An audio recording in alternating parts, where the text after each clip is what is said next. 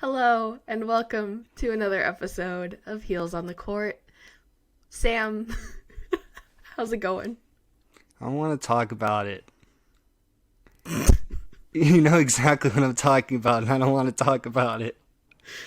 So today we're going to talk about the obvious from the last podcast. I don't remember, did we bet on, did we make a money wager? Because if we did, I think you owe me something. I'm not that stupid. Of course, today we're going to talk about the wild card game, the Browns versus the Steelers. And we're going to talk about college football. We're going to talk about the Alabama-Ohio State game and everything that went on during that. And yeah, we get to see Sam be upset about his Steelers not winning after talking all that smack about Cleveland. I'm wearing my pirate sweatshirt because I know that they won't have any success, and I'm proud. They will lose more games than any team has ever lost in the history of Major League Baseball in one season, and I'll be there for every second of it. Well, I mean, hey, at least you're loyal, but let's just jump right into it. So the Cleveland Browns just overcame all of it. If you guys aren't up to speed, the Browns, honestly, nobody really knows what happened. The Browns dismantled the Steelers. It was a 48-37 game in the wild card round on Sunday, where the Browns picked up the franchise's first postseason victory in more than a quarter century, and now they're going to be playing the Kansas City Chiefs on Sunday, who are the defending Super Bowl champions. Just to put it out there, I don't think the Browns are going to beat the Chiefs. I also don't think if the Steelers had won, I don't think that they would have beat the Chiefs. No. So and either I way, said that last time. Yeah, either way, this is just kind of we already kind of have a feeling of how it's gonna end up, but it's just kind of exciting because so they had a first-year head coach, Kevin Stefanski, and their Pro Bowl guard, Joel Bitonio, and their top cornerback, Denzel Ward, all tested positive for COVID-19. And so it was a bit of a mess. And so despite practicing just once over the last 2 weeks and having lost 17 straight at Heinz Field, the Browns won. Yeah, is crazy. And they had their special teams coordinator, Mike Pfeiffer, who's a Cleveland native. He was filling in for Stefanski when he came down with COVID-19. And then, it is such a circus. I don't want to swear on our podcast, but it was such a show. Insert your own cuss word, whatever you want to do. But they did it with efficiency and swagger. Sam, any comments? Wow, I can't believe I'm sitting here right now having this discussion. I'm at a loss for words. I actually just got a text from a friend who actually listens to us, that sent me a quote that says, "If you're from Cleveland, I hate you." I don't remember saying that, but apparently I did. You did. You did. And I also have a couple of friends who actually listen to the podcast, and a lot of them texted me during the week and were like, wow, that Sam guy really hates Cleveland. Like, what did Cleveland ever do to Sam? And I was like, honestly, I don't really know. I don't really want to get into it. He's a good guy. And I don't think he really has too much against Cleveland. I think he was just really passionate about the Steelers. It was more of that kind of a thing. But you did say that if you're from Cleveland, I hate you. Well, okay. Did you watch the pregame show? I did not. No. Did you see? So you didn't see them, interviewing a bunch of random people from Cleveland that said literally the exact same thing in reverse? No. Where one of them said, "If you're from Pittsburgh, I hate you," and so I mean, it goes both ways. There you go. You know what? Yeah, The rivalry is back. How's that? It's good. It's good. I've been doing a couple of like job interviews, and I've been getting the question a lot lately, like, are you a competitive person? And I think that there's a lot of negative connotation with like competitive and like rivalries and stuff, but I think it's a lot of fun. It makes sports fun, So I'm glad that you guys finally it's back, baby. How do you answer that question, by the way, just on a side note? Oh yeah, I'm hella competitive. Typically. Have you never played board games with me? Okay, but that doesn't mean that's how you answer the question. Oh, well, I mean, I know how you literally, are. I had a job interview. I had a job interview today, and I got that question, and I answered, I'm a very competitive person, whether it comes to me playing sports, whether it comes to me achieving, or whether I'm sitting down at the kitchen table playing board games with my family. It's true. I like to win. It feels good, and this might sound a little conceited, but when I do win, it makes me feel better than everyone else. But that's why everybody likes winning, right? It makes you feel better. So I'm a very competitive person. I think that's why my parents only had one child, is because they didn't want to deal with like the competitiveness in our household. I'll tell you, I hate losing. Losing is way worse than how great winning is. I just hate losing. Oh yeah, no, that's another question that I used to get. What do you identify with more? Do you love to win or hate to lose? And that's hard, but I hate losing more than I love winning. Losing just sucks. It's the worst. Like, I can tell you, like, when I'm coaching, when I worked in the SEC, like, you lose a game and you're thinking about that loss.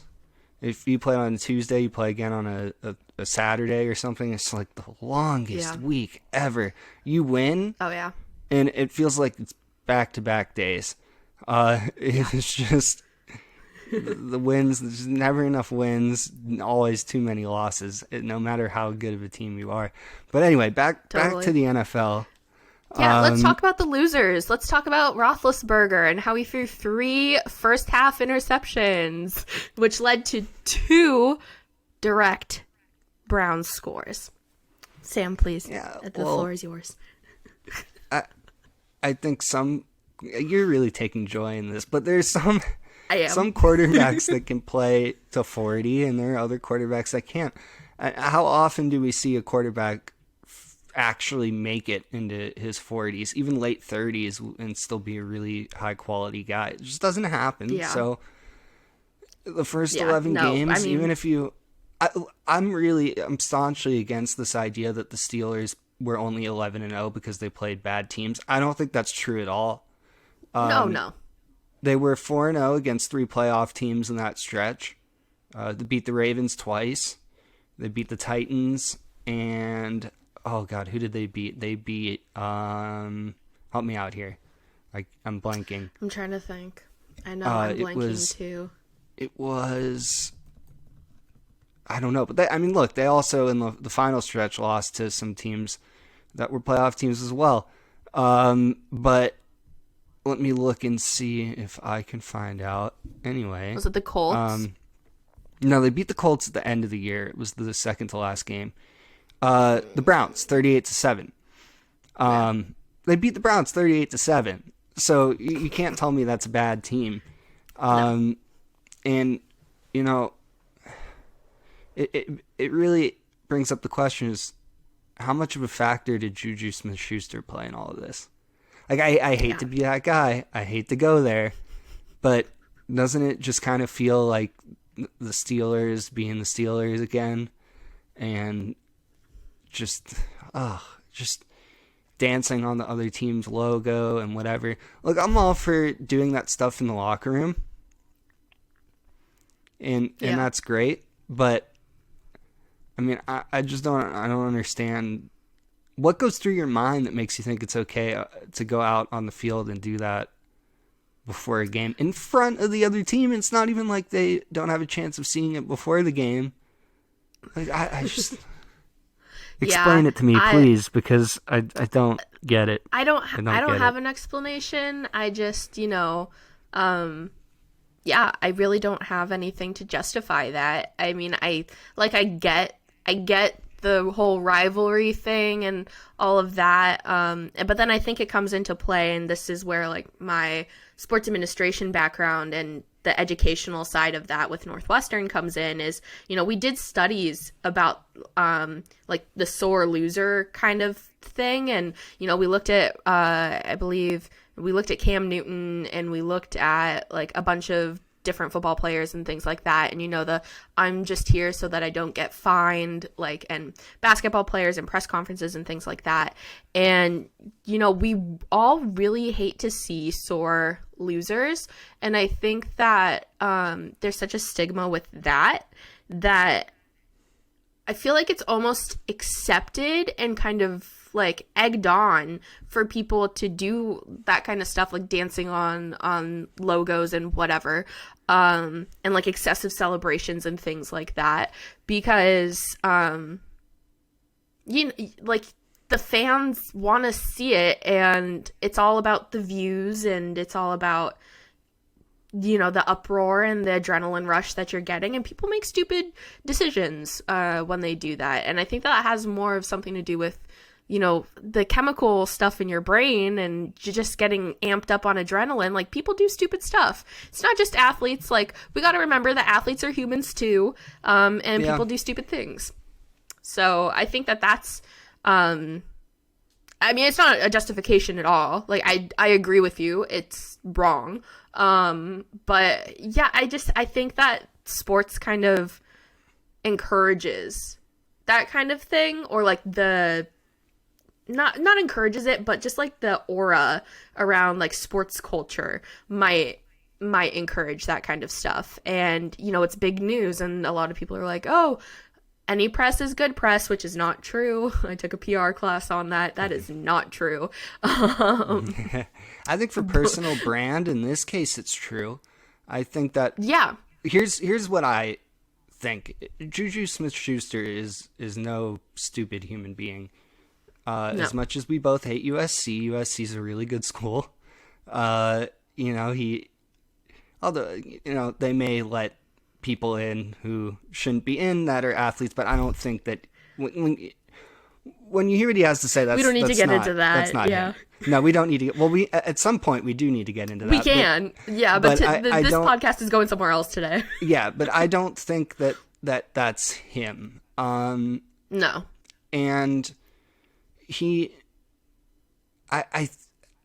people want to say, compare it to the Antonio Brown situation and compare it to Le'Veon Bell, and I just don't think that they're related. What I think is happening here is, here's a guy in a contract year, right?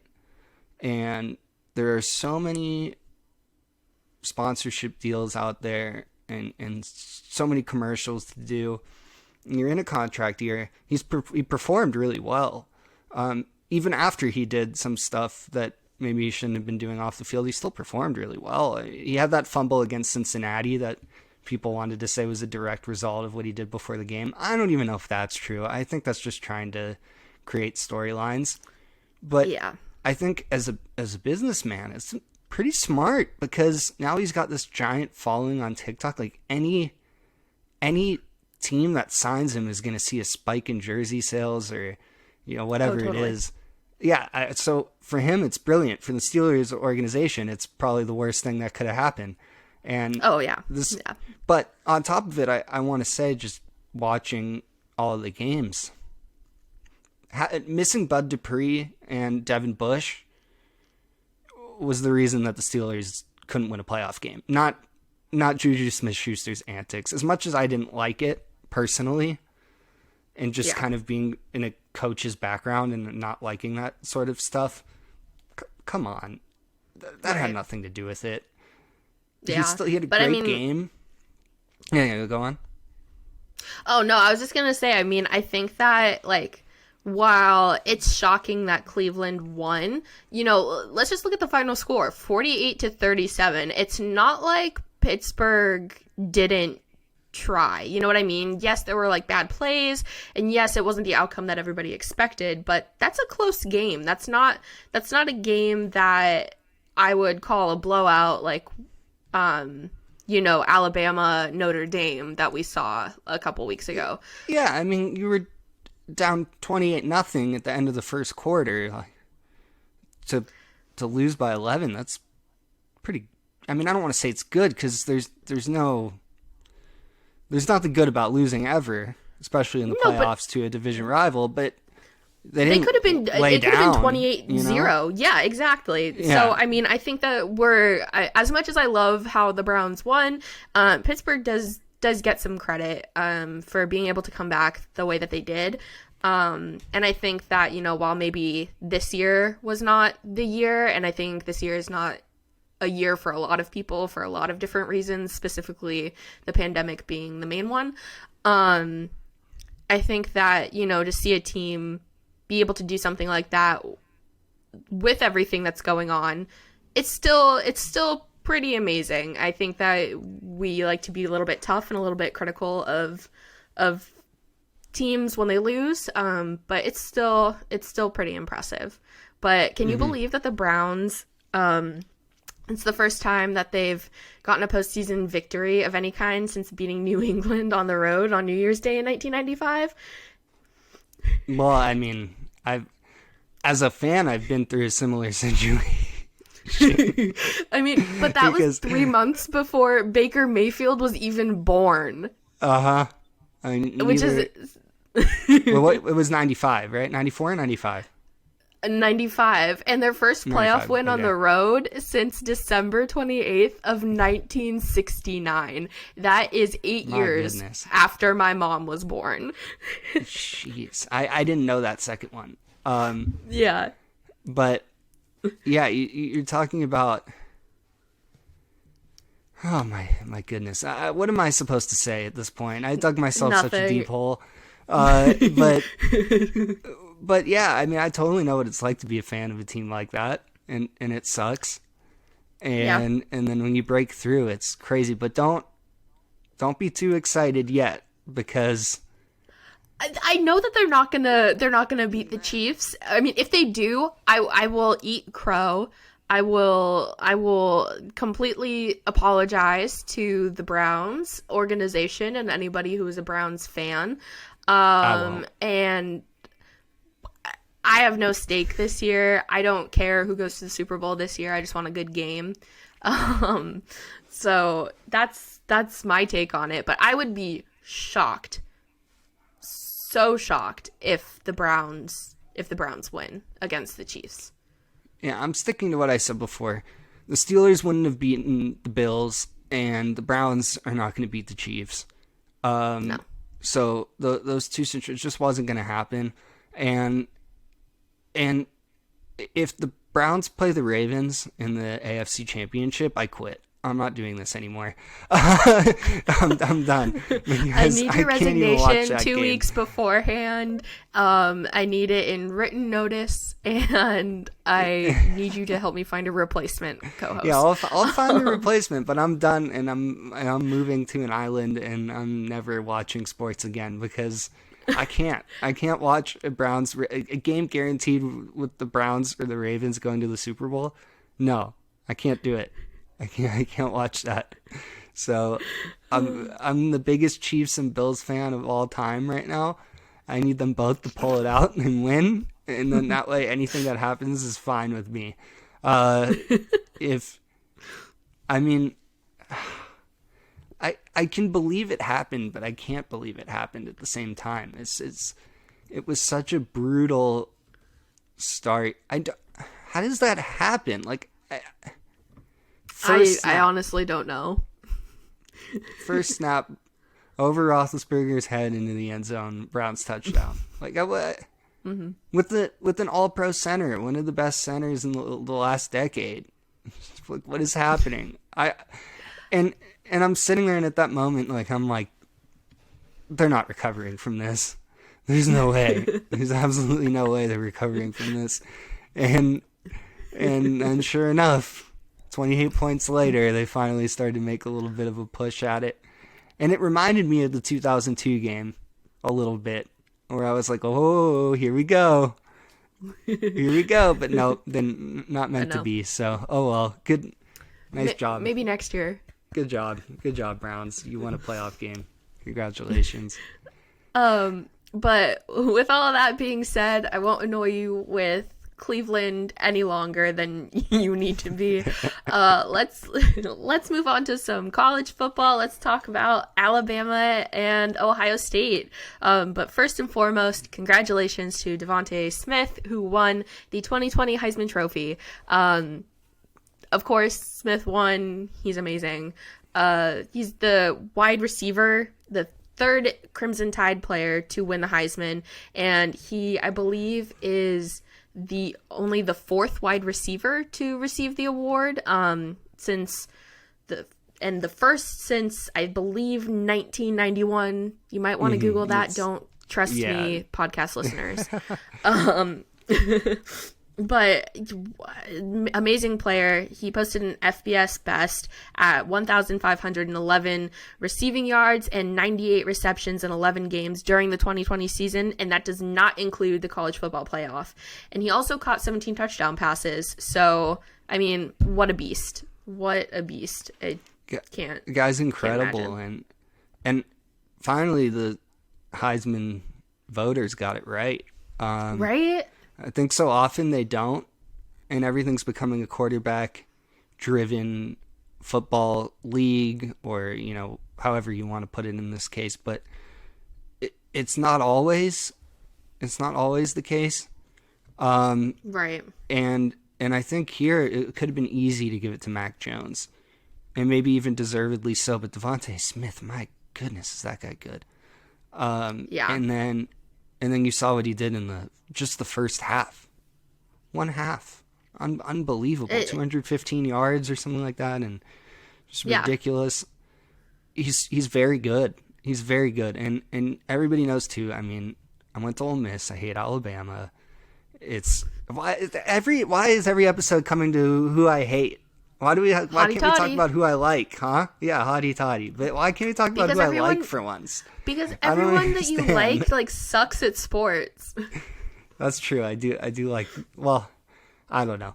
But it's just it's not fun watching Alabama win every year, but you know what? They're good. And the one thing that I want to address here, though, and I don't know if you'll agree or disagree, but this is not an indication that the SEC is what I saw somebody say, quote, the only power conference. Get out of here. No, it's not. It's very top heavy. You could say Alabama is on another level than everyone else in the country, but their conference is not better than every conference in the country. No. Like I said, maybe it was last episode or an episode before. Sure, the SEC is really good. They should be really good. But maybe they were the best 10 years ago. They haven't really been the best for a while. And they're just getting more opportunities. And especially in a year where that conference was the only conference that was going to play really a full slate. They were willing to play non-conference games. The ACC as well is in kind of the same position in the same area of the country, and it's just this year is kind of a wash to me. I don't know. It doesn't hold much weight when you talk about conference strength. So many players opting out. Players getting sick. Coaches getting sick. How do you make a determination? I just don't think that you can. You can't. And I 100% agree with you. I mean, I think that SEC, I don't think SEC football is like it's really good and everything. I just think that I think that there's a lot of focus on it is the thing. And I think that, like, football is just huge in the South. And there's just, like, this whole brand around SEC football. And they've branded it super well. And I think that that's a lot of why people think it's the cream of the crop, best of the best. They can't compete with anybody else kind of a thing. But yeah, I wholeheartedly agree. And I think that, I mean, just going back to the Heisman Trophy thing, I agree with you also that the Heisman voters finally got it right. And you're right, they have made it a quarterback thing. I just wanted to, like, double check on, like, the last 10 years, and excluding Devontae Smith from this year, just looking from 2019 to 2009, there have been 9 quarterback Heisman Trophy winners and 2 running backs, which were Mark Ingram and Derrick Henry, both of whom were from Alabama. So I'm just glad that there's finally some attention on players who, like, actually deserve it, instead of making it just a quarterback thing, just a running back thing, just because, you know, I mean, of course, these people who have, like, Joe Burrow, I mean, I think that was maybe a good decision. I feel bad. It was an insane year. Yeah. It was. I feel bad about what's been going on with Joe Burrow lately, but I mean, like, with Baker Mayfield, I think he was a good choice, but, and, like, Johnny Manziel, just, like, looking at all this other stuff, Cam Newton was 2010, so, you know, good choices, but you're right, I mean, even just, like, scrolling through it, it's all quarterback, there's one cornerback, running back, yeah, it's just a little bit crazy, but the game itself, like, I mean, as much as we both don't like Alabama, specifically Nick Saban, it's just, like, it's hard to say anything about it. He's got his program the way that he has it, and it works. It works. 13-0, 18th national title in program history. It's just putting them in a special light. And I don't know really, like, what else to say, honestly. I just don't like him, and I was excited at first. Like, the first 2 quarters I thought were really interesting and intense, and I had some hope that Ohio State was going to win, but then, of course, in the third quarter, Alabama was just like, okay, time to kick it in gear, we're going to destroy them, and that's what they did. And kudos to Alabama for being able to kick it into high gear and being able to do that. But, God, it's just so boring again, you know? Like, I thought this was going to be better because it wasn't going to be Alabama-Clemson, but I was wrong. It was just as boring. Yeah, I mean, I honestly don't even really have a problem with Nick Saban, personally. I just don't. Alabama and Ole Miss are rivals. Like, not going to like Alabama. It's just not going to happen. Are you going to like Colorado State? No. No, it sucks to be a CSU Ram. If anybody from Colorado State is listening to this, you can leave. Please keep listening. I like Please, you. we need the viewers. I already lost all of Cleveland, so if we can just please keep Colorado State people, that would be really great. But I don't know anybody that, like, personally that went to Colorado State, so I have no friends that, like, I don't know, that go there, so go Buffs. That's what I'm talking about. But where were we? So it's funny when you look at the Heisman conversation, and you look at the players that have won the Heisman. Correct me if I'm wrong, because you still have that pulled up.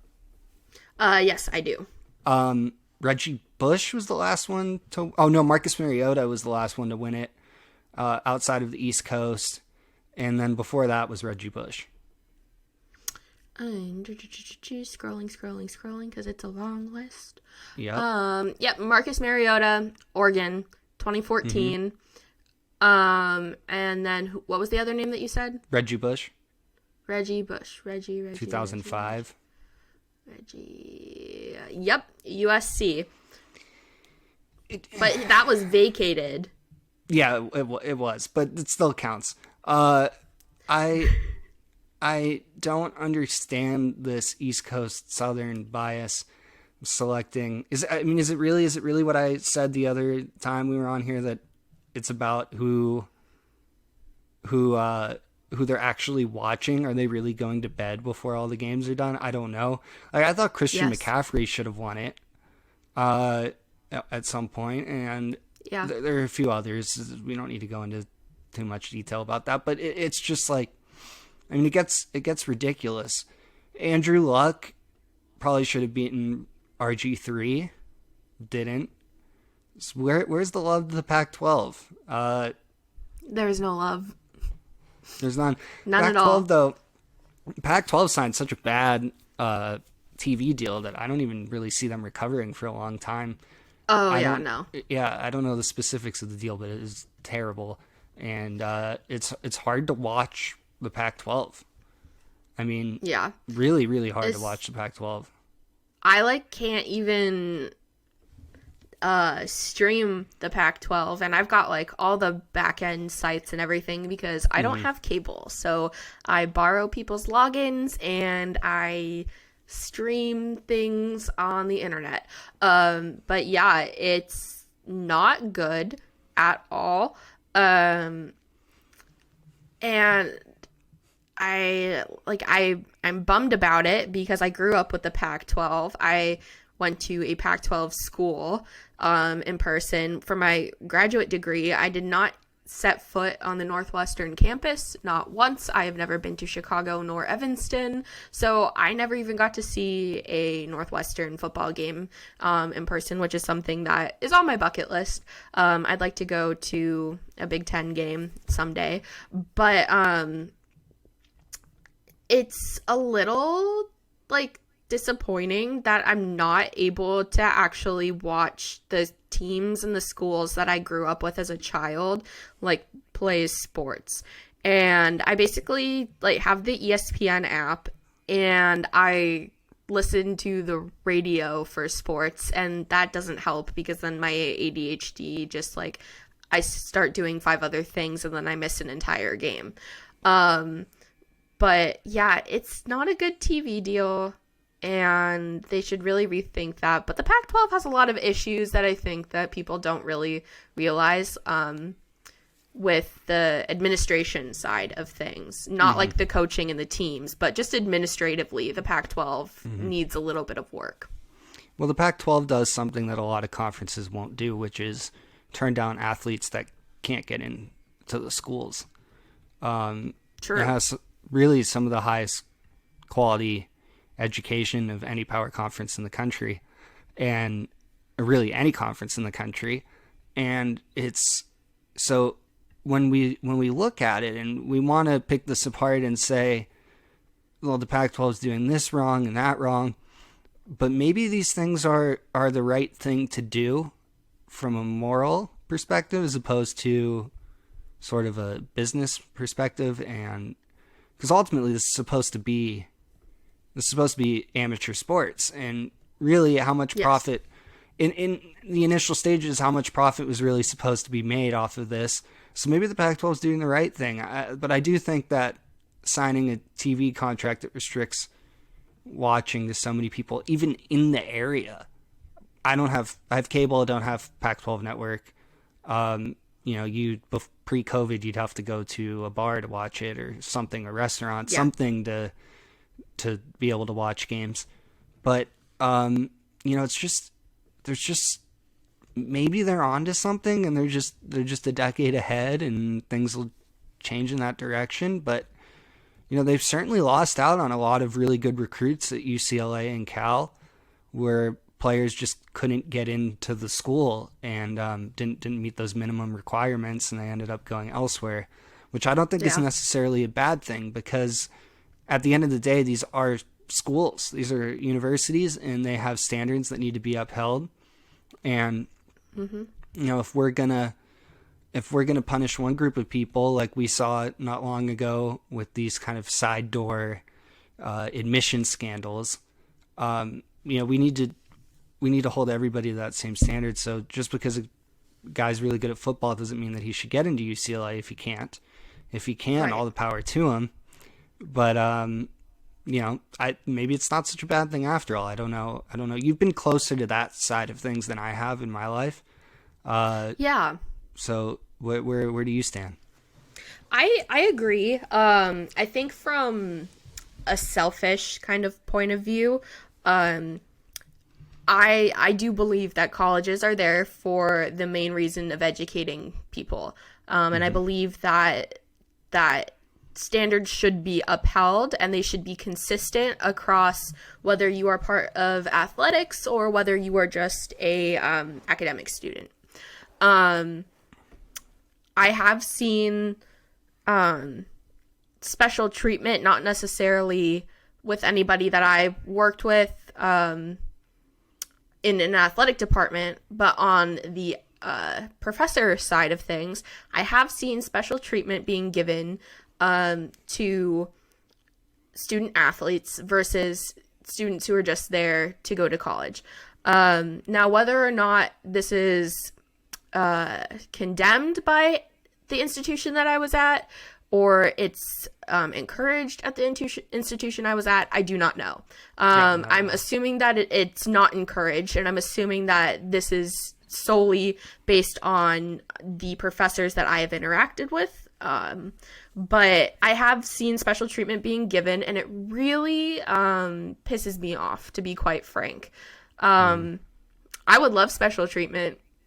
I worked 3 jobs at one point in my college career, was a full-time student, and I would have loved to have extended deadlines and easier grading, but yet I was given none of that, and I was still able to do my schoolwork, do my 3 jobs, get paid, go home, eat, do what I needed to do, and I was completely fine. I graduated in 4 years.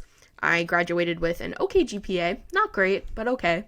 And I've got a college degree, went to graduate school, and now I'm studying for law school. So it's possible. And I think that, if you can't handle being a student athlete and going to college, I do feel like, and this brings us into a completely different topic of the college farming system, which we can also talk about at another point.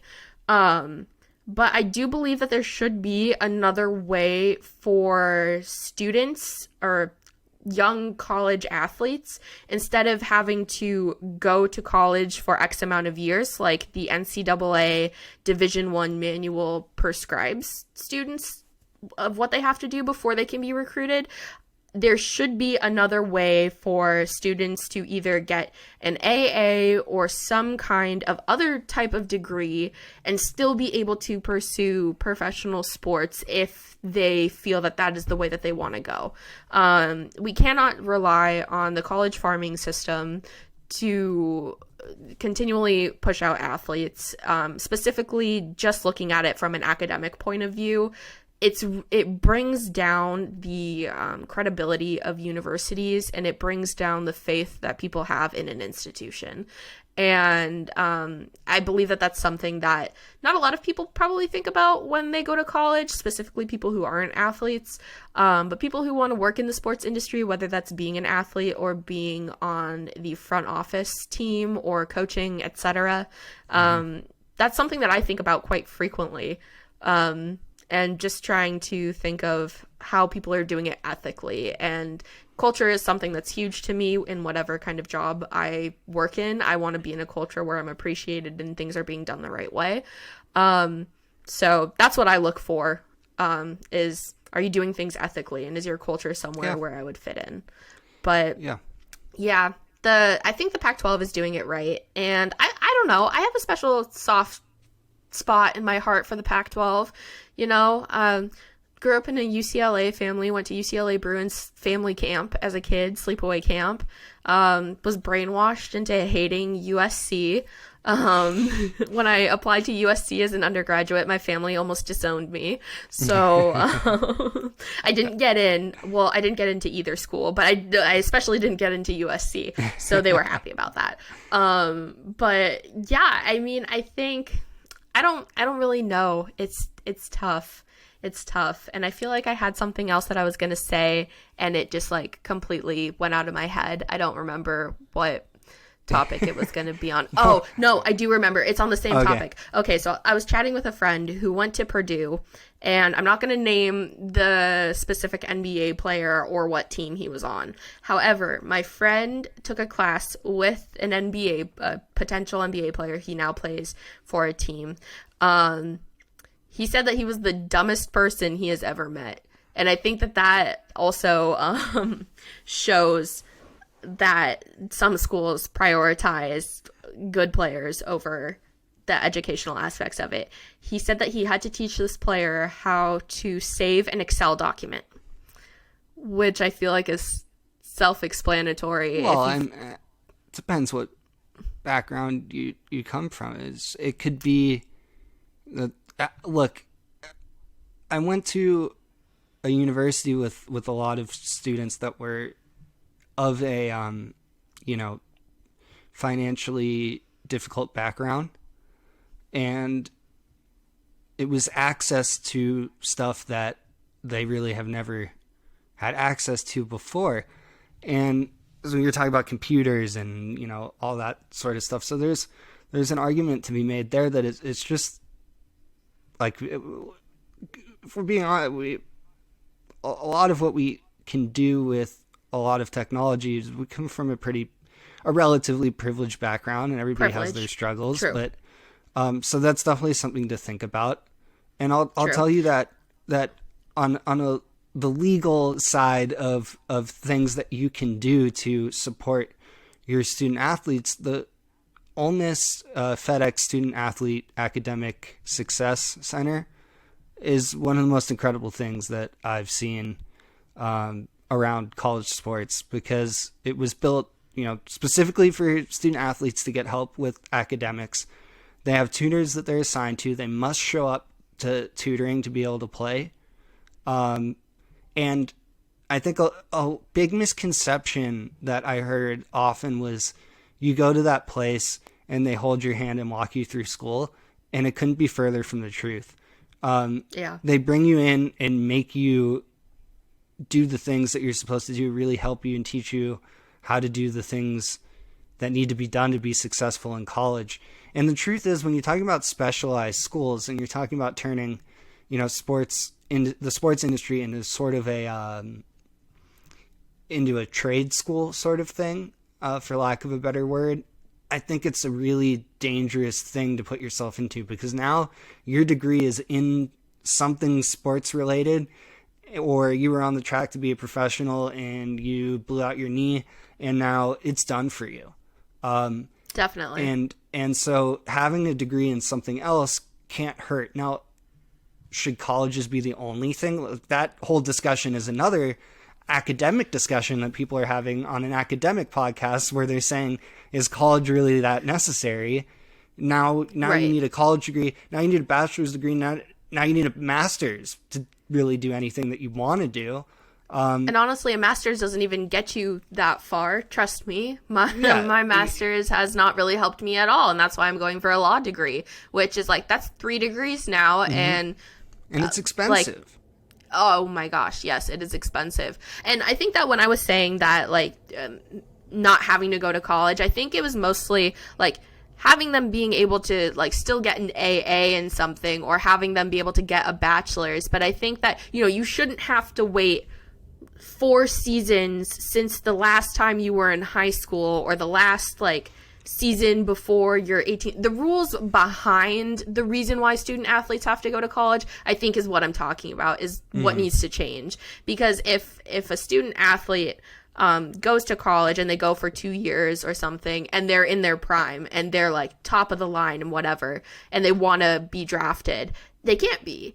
So I think that there's something to say around that. But no, I completely agree with you. I think the thing that struck me as odd, specifically with the story about my friend, is that they were business students in their senior year in their last semester. And as a business student myself, I was required to take multiple Excel classes. And so that's just what struck me as odd. I should have prefaced that at first. But no, I completely... No, you didn't. But I completely agree with you, is that people do come from different backgrounds, and it's important to realize that people aren't as fortunate as we might have been in our upbringings. But there are many a dumb person in college. I can assure you of that. So that's nothing new. There will always be dumb people in the world. But that's what makes us unique. Sometimes I wonder how I finished college. Right. Like completely honest. But yeah, it's just too much. Today's been a day, folks. We've talked about football. We talked about Sam just moving to an island and never watching sports ever again, which, let's be honest, it probably won't happen, because if anybody knows Sam like I do, he can't stay away from sports, specifically baseball. I've tried. But I think that's all the time that we've got for today. So thank you all for listening. Make sure that you hit that subscribe button. If you're watching us on YouTube, make sure to hit the follow button. If you're listening to us on anywhere you can find podcasts, specifically Apple Music and Spotify. And stay tuned for next week when we bring you another episode of Heels on the Court. We'll talk to you later.